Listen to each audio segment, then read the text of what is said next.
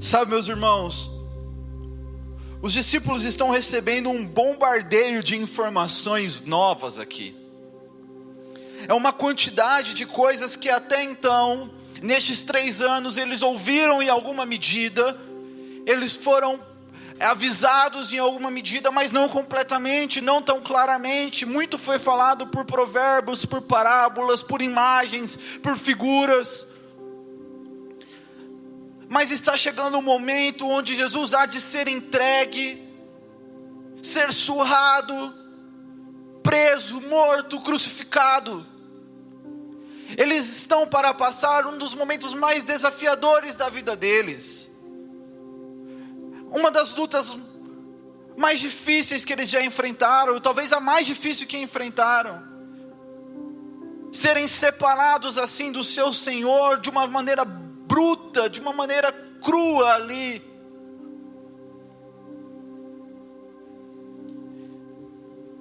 Era uma luta grande demais que estava para acontecer. Mas então Jesus vem com suas palavras para armar eles e os preparar para aquela batalha. E me chama a atenção aqui o fato de Jesus aguardar até este momento para deixar tão claramente e para muni-los para esta batalha. Nós somos um povo, nós somos uma sociedade da ansiedade, que gosta de pensar que precisamos estar preparados muito antes do tempo para as coisas, que tentamos prever todas as batalhas e todas as dificuldades possíveis que o amanhã trará. Mas eis 2 coisas que a Bíblia nos ensina e que percebemos aqui no discurso de Jesus. A primeira coisa é: basta para cada dia o seu próprio mal. Meu irmão, o mal de amanhã, ele pertence a amanhã. Porque talvez você nem leve isso em consideração, mas o mal de amanhã que você está sofrendo hoje, talvez nem te encontre. Não porque ele não estará lá, mas talvez porque você não esteja. Porque é quem pode, por mais sábio que seja, por melhor que seja, adicionar somente 1 hora ao seu dia. Não é o que Jesus fala? Basta que nos preocupemos com o mal de cada dia. Mas aqui também há outra coisa que a Bíblia nos ensina, e percebemos no discurso de Jesus. Para cada dia há também graça de Deus para os males daquele dia. Não tinha por que Jesus falar dessas coisas e armá-los antes que fosse necessário que eles passassem por elas.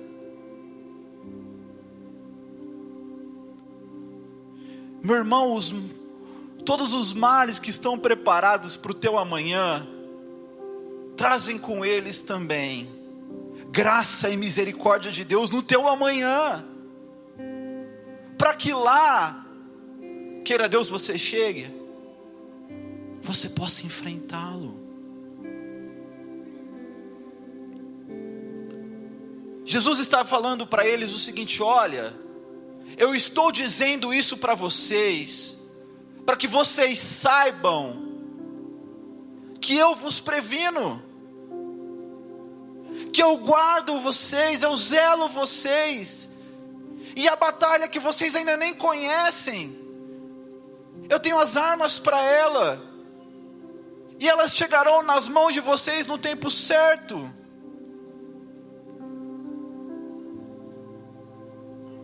Mas não só isso, Jesus também mostra que guarda para si as coisas, para que elas se tornem suportáveis para nós no momento adequado.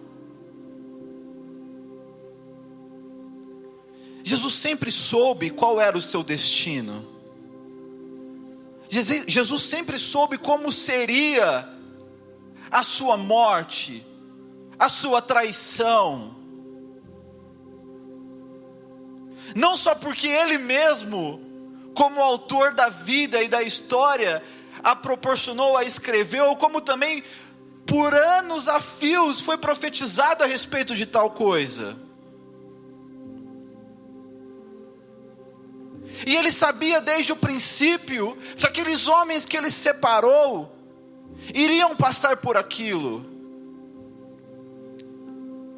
Mas Jesus não os sobrecarregou, não colocou sobre eles um fardo inapropriado ou antes da hora, mas no momento adequado, no momento em que eles seriam capazes de, tendo o fardo e tendo as armas, passar por ele. E é isso que Jesus faz conosco. Às vezes nós nos perguntamos, por que Deus me mostrou isso? Por que Deus não me apontou isso antes? Porque você não era capaz de carregar. Então, no momento certo, na medida adequada de graça e misericórdia, Ele se apresenta e te permite experimentar das armas, das munições que você precisa para passar por aquele momento. Porque Ele guarda para o teu amanhã a graça do teu amanhã. As misericórdias do Senhor se renovam a cada manhã. Você não precisa da misericórdia de amanhã hoje. E Jesus, conhecendo a confusão que os discípulos estão entrando, e sabendo o motivo pelo qual eles estão se entristecendo, Ele não é um Deus cínico. Ele não trata o desespero e a tristeza dos discípulos como se fosse nada. Mas Ele procura os munir, os carregar para que sejam capazes de enfrentar e passar por aquilo. Para que depois da ressurreição entendam e sejam testemunhas verdadeiras do seu evangelho. E para isso Ele aponta algumas coisas que são muito importantes nesse texto. A primeira coisa que Jesus nos mostra, que nós precisamos para suportarmos os males dessa vida, enquanto aguardamos um dia que Ele virá, é entendermos, em primeiro lugar, que nós dependemos do Espírito Santo. Sabe, meus irmãos, Jesus diz aqui que para que o Espírito venha, era necessário que Ele fosse. Mas há mais por detrás disso. O que Jesus está mostrando para eles é que eles estariam mais intimamente ligados a Jesus com a vinda do Espírito Santo do que com a própria presença física de Jesus ali. Porque eles estavam com Cristo, mas quando o Espírito viesse, o Espírito testificaria neles, dentro deles, a respeito de Jesus. E juntamente com eles, testemunharia não só para os crentes, para nós, sobre a obra e vida de Jesus, como juntamente conosco, testemunharia contra o mundo, a respeito da obra de Jesus. Não adianta se nós tentarmos enfrentarmos este mundo do nosso jeito, com as nossas armas, se tentarmos vencer o mundo por meio de planejamento, por meio de educação financeira, achando que o mundo é simplesmente 1 mais 1 igual a 2, se tentarmos vencer os nossos problemas morais, a nossa queda, por meio de táticas de ética, de ensino, nós vamos fracassar, porque todas as armas que estamos usando são as armas da nossa carne, E a carne, a nossa carne, aquilo que somos, deseja aquilo que é do mundo. Mas o Espírito não é do mundo. O Espírito vem do Pai. E em nós testifica contra o mundo. É muito interessante a palavra que é usada aqui. A palavra paráclitos. Aquele que anda ao lado, era aquele amigo que era chamado no tribunal para fazer a vez de um advogado. No mundo romano, não tinha essa função do advogado como nós temos hoje. Alguém que defendia o outro. Tinham bons oradores que às vezes, pessoas muito ricas pagavam. Mas o paráclitos era aquela pessoa que você chamava, que tinha andado tão intimamente próximo de você, que poderia vir no tribunal e testemunhar a teu respeito. Era aquele que tinha andado tão ao teu lado, que poderia falar por você. E Jesus está falando que o Espírito é este paráclitos, aquele que andou tão intimamente com Jesus, que viria para o tribunal, juntamente conosco, para depor contra o mundo. O que ele deporia contra o mundo? O mundo não creu em Jesus, e não espere que o mundo creia, porque João diz no primeiro capítulo que Jesus veio ao mundo, ele era a luz dos homens, mas os homens preferiram as trevas. Os homens não reconhecem Jesus, o mundo não reconhece Jesus, não espere que o mundo reconheça. O sistema deste mundo não foi feito para reconhecer Jesus. E não se assuste se cada vez que você vê Jesus reconhecido no mundo, não for o Jesus da Bíblia. Porque o testemunho do Espírito em nós contra o mundo é: o mundo não creu em mim, o mundo quis minha cruz, os homens preferiram as trevas. Você preferiu as trevas, não fosse a obra do Espírito em você. Mas a vinda do Espírito também testemunha e testifica contra o mundo que Jesus venceu a morte. Porque se o Espírito veio, é porque o túmulo está vazio. Jesus ressuscitou. Porque essa era condicional. A ressurreição era condicional para que o Espírito viesse. Portanto, se o Espírito veio, a justiça de Deus foi realizada. Ele te tornou justo por meio de Cristo. O nosso Deus é um Deus vitorioso. Jesus Cristo é um Deus ressurreto. E o Espírito testemunha isso. Ele testemunha contra o mundo sobre a justiça de Deus.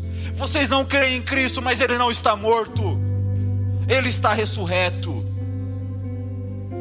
E portanto, a justiça de Deus foi feita. O Espírito vem de Deus e testemunha contra o mundo que o mundo está condenado, que o maligno foi derrotado, que Satanás está vencido. Quantas vezes, meus irmãos, nós damos tanto espaço, poder e fala para o diabo, entregamos a ele tanta coisa, mas eis o que o Espírito testemunha: Satanás está vencido, ele não tem poder sobre você, o Espírito tem poder sobre você. A segunda coisa que Jesus mostra para os discípulos é guiarmos os discípulos para aquilo que eles deveriam viver e para aquilo que nós deveremos viver. O sofrimento não é só cronologicamente algo que antecede a alegria. O sofrimento é a própria causa, é o caminho pelo qual, é o que causa a alegria. E Jesus dá um exemplo que é poderoso, que é o exemplo da mulher em dores de parto. Ele diz o seguinte: olha, as dores elas não só antecedem o parto, elas não só antecedem a criança nascendo, como são elas mesmas que provocam o nascimento. Porque se não há contração, se não há dores, não tem nascimento. O que é que expele e ajuda a expelir a criança? São as próprias dores, o caminho pelo qual a criança nasce. E o sofrimento é o caminho pelo qual a glória nasce. O apóstolo Paulo nos lembra que os sofrimentos do presente século em nada se podem comparar com a glória que será revelada. Que os sofrimentos produzem em nós peso de glória. Cada vez que nos perseguem, cada vez que voltam o dedo contra nós, porque somos fiéis à verdade do Senhor, porque testemunhamos e nos posicionamos contra o mundo, o Senhor Jesus nos lembra: primeiro, isso não é por tua causa, então abaixa a bola. O mundo te persegue porque não me conhece. Segundo, o sofrimento é o caminho pelo qual Deus nos molda para produzir glória. É o caminho pelo qual Deus nos amassa para nos fazermos conforme a imagem do seu Filho. Porque este é o grande propósito de Deus para a tua vida, meu irmão. Não se engane.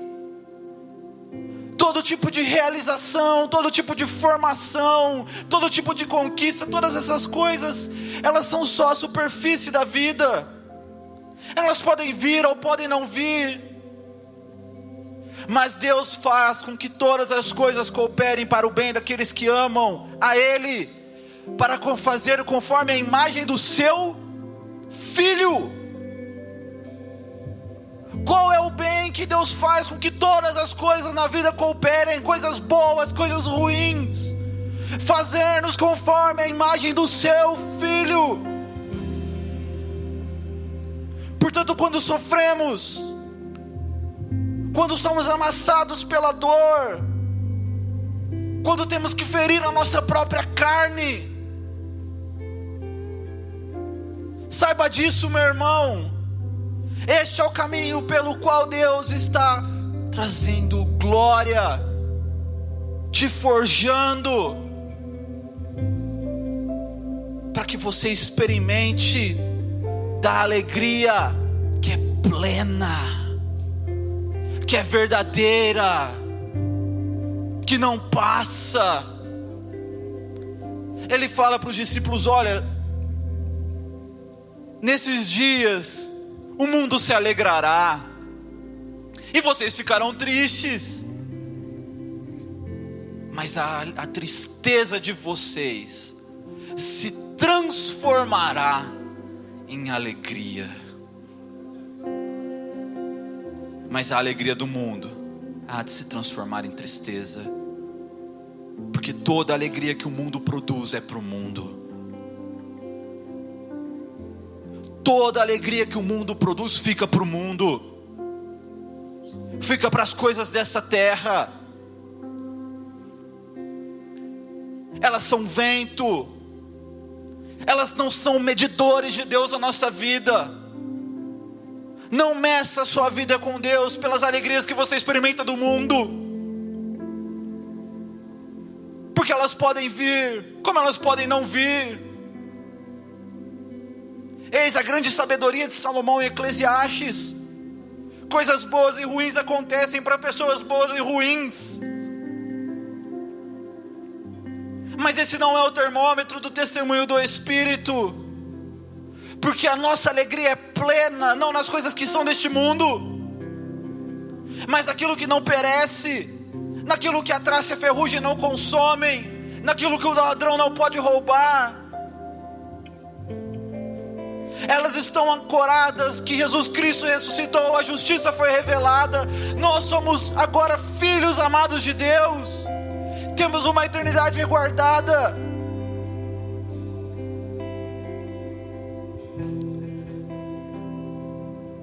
Nós não podemos medir o amor de Deus por nós nas coisas que vivemos neste mundo, porque as coisas do mundo, o mundo pode dar, mas as coisas de Deus, só Deus pode dar.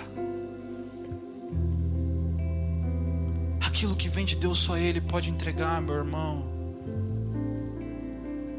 Portanto, não deixe que o sofrimento feche os teus olhos.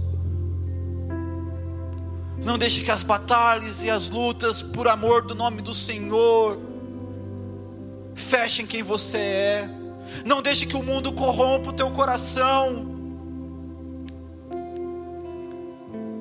Não troque a verdade de Deus pelos prazeres momentâneos da carne, mas busque com excelência fortificar-se no Espírito, para que a sua carne seja mortificada dia após dia.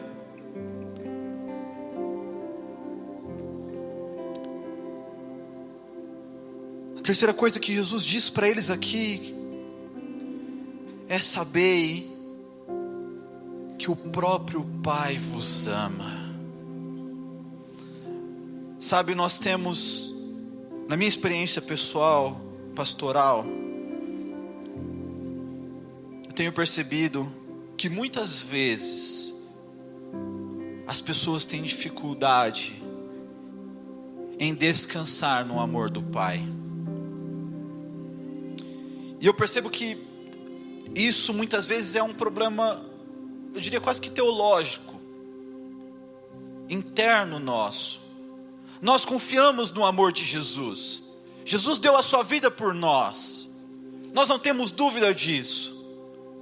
Nós confiamos no amor do Espírito Santo. Nós o recebemos. Mas nós olhamos o Pai apenas com olhos de juízo. Talvez esperando da sua parte repreensão. Talvez pensamos que o amor do Pai por nós existe porque de alguma maneira o Filho o convenceu a nos amar. Pensamos que Deus ama, que Deus nos ama, porque o Filho veio para convencer Deus a nos amar. Mas o Evangelho de João mostra que é exatamente o oposto. O Evangelho de João não diz assim: olha, porque o Filho veio e morreu, Deus amou tanto o mundo. Mas o contrário. Porque Deus amou o mundo desta maneira, Ele entregou o seu Filho unigênito, aquele que é o único gerado, o Filho que é o único daquele tipo, não um filho qualquer, mas aquele que é o próprio Deus, semelhante a Deus. O monogenes theos, que João fala em 1,18. O Deus unigênito foi entregue porque o Pai amou o mundo desta forma.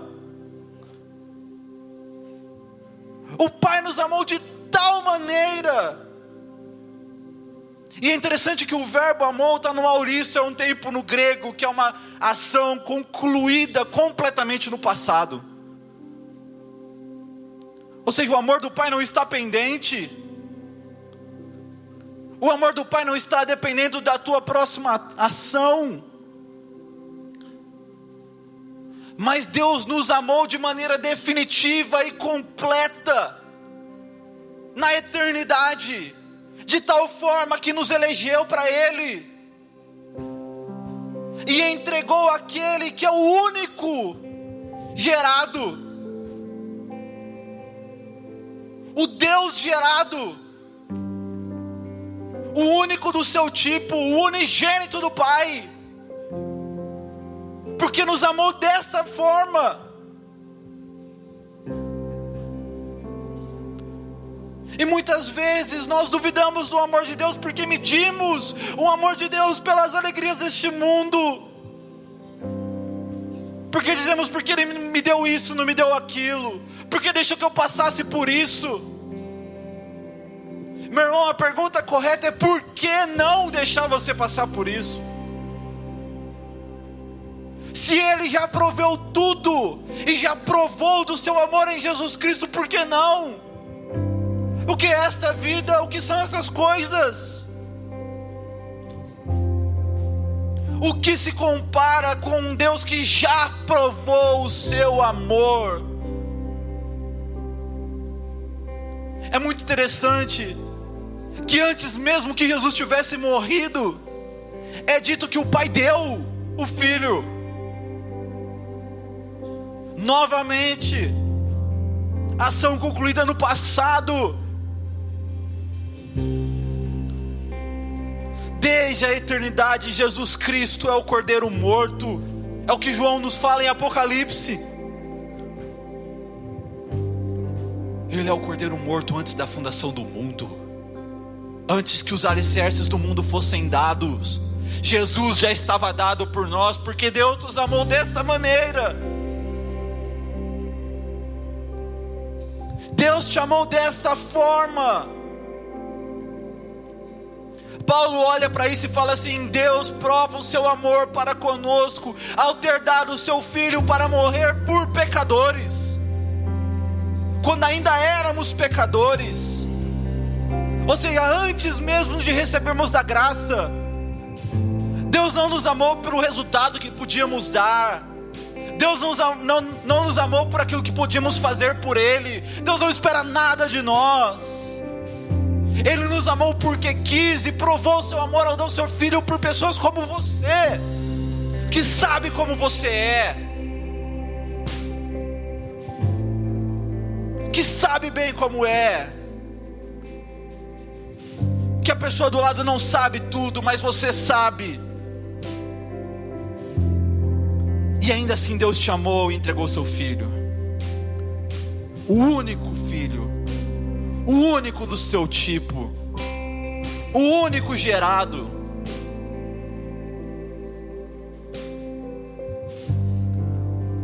O que é que nos falta?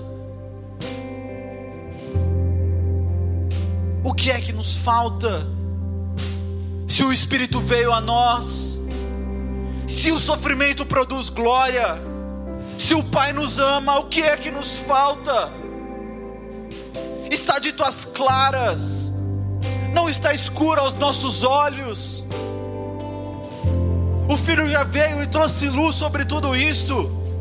Está aqui o seu discurso, o seu testemunho aberto, a sua boa nova, o seu evangelho.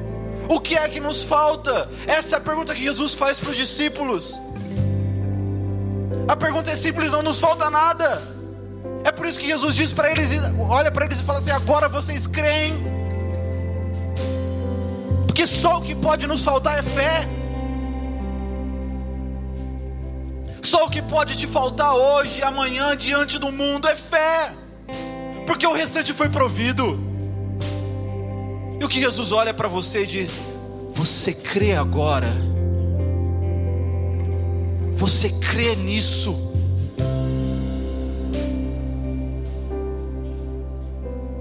Saibam então que no mundo vocês serão pressionados, vocês terão tribulações. E então ele diz uma coisa que não é como muitas vezes a gente lê, como se fosse um conselho, sabe, como se fosse mas olha, tenha esperança, tenha um bom ânimo. Não, as palavras de Jesus aqui são uma ordem, elas estão no imperativo. Olha, no mundo vocês vão ter pressão, vocês vão ter tribulação, vão ter sofrimento, mas tenham coragem. Eu ordeno coragem, porque eu venci o mundo. Meu irmão, eu não sei como é para vocês, mas entrar numa batalha que já está vencida, só nos resta ter coragem. Como é que nós vamos ter medo diante de um Senhor que já venceu a batalha? O mundo já está vencido, isso não depende de você. Nem isso depende de você.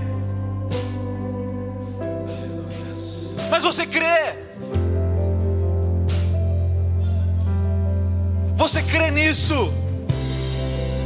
Eu estou perguntando, você crê nisso? Então tenham coragem. Tenham coragem. O nosso Senhor venceu o mundo. Você pode ficar de pé no seu lugar?